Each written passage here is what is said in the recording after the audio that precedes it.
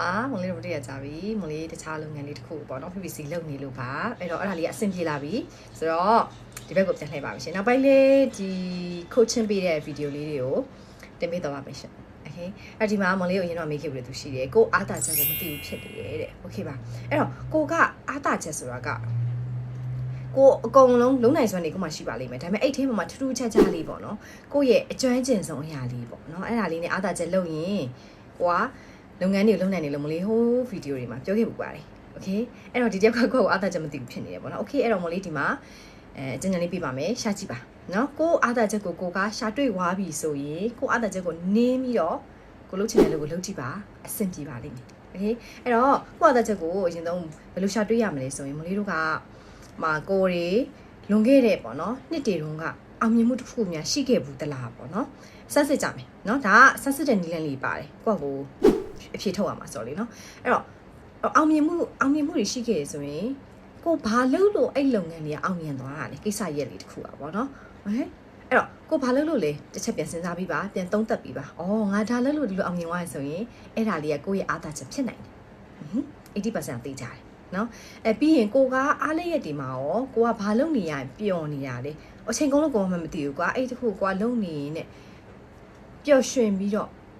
လုံနေရမျိုးလေးအဲ့အလုပ်လေးရလေကိုရဲ့အာသာချက်ဖြစ်နေပါတယ်โอเคနောက်ချက်ကကြတော့ကိုရဲ့အာသာချက်ကိုကမသိသေးဘူးဆိုရင်ကိုရဲ့ပတ်ဝန်းကျင်မှာကိုရဲ့မိဘတွေဆွေမျိုးနော်တငယ်ချင်းတွေမေးကြည့်ပါငါကဘယ်လိုနေရာမှာတော်နေရလေပေါ့နော်ငါဘယ်လိုနေရာမှာအာသာချက်ရှိနေရလေဆိုပြီးတော့စမ်းစစ်ပြီးတော့မင်းမြန်းကြည့်ပါနော်အဲ့ဒါမျိုးဆိုရင်ကိုယ့်ရဲ့အားသာချက်တွေ့လာပါလိမ့်မယ်မော်လေးဆိုရင်ကိုယ့်အားသာချက်ကဘာလဲဆိုရင်မလီကဟိုးငငယ်လေးကလေးက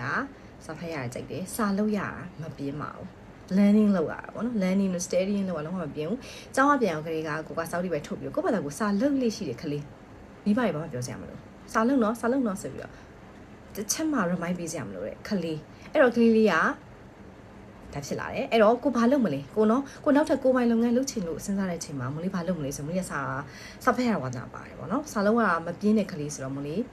teacher လုပ်လိုက်ပါတယ်အမှန်တကယ်တော့ဆရာဝန်ဖြစ်ချင်တာပေါ့နော်ဆရာဝန်ကအမှန်မှန်မှီလို့ဆိုတော့ထားလိုက်ပါအခုကန်တာပါဆရာလုံးလို့မရတော့ဆိုတော့ okay အဲ့တော့ကိုဘာလုပ်လို့ရလဲ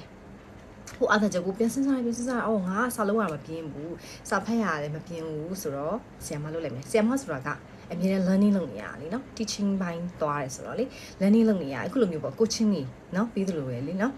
ဒီ coaching ဆိုလဲမလေးပေးမယ်ဆိုရင်မလေးဆိုင်အများကြီးဖတ်ရပါတယ်နော်လေ့လာမှုတွေအများကြီးလုပ်ရတယ်ပြီးတော့မှမလေးရှေ့ကိုလာခဲ့ရတာပေါ့နော်အဲ့လိုပဲမလေးအပြင်မှာမလေး international school တွေကိုစာပြည့်ချက်လုပ်နေပါပြီစာသင်ဝိုင်းနှစ်ခုလည်းထောင်ထားပါတယ်အဲ့လိုမျိုးပေါ့နော်ကိုကစာသင်ရမှာပြန်လို့ကြောင်ကိုအားသက်ချက်ကစာလုပ်ရတာအဲ့တော့စာလုံးမဲ့ career နဲ့ပတ်သက်တဲ့လုပ်ငန်းဆိုရင်မလေးစာတင်လိုက်တာပေါ့ဆရာမဖြစ်နေမလေး career ရွေးချယ်လိုက်တယ်အဲ့ဒါကြောင့်ပါအဲ့တော့ကိုအားသက်ချက်ကဘာလဲကိုသားအားသက်ချက်ကိုကတိသွားပြီဆိုရင်အဲ့အားသက်ချက်အတိုင်းပဲကိုဘာလုပ်လို့ရတယ်ဆက်ပြီးတော့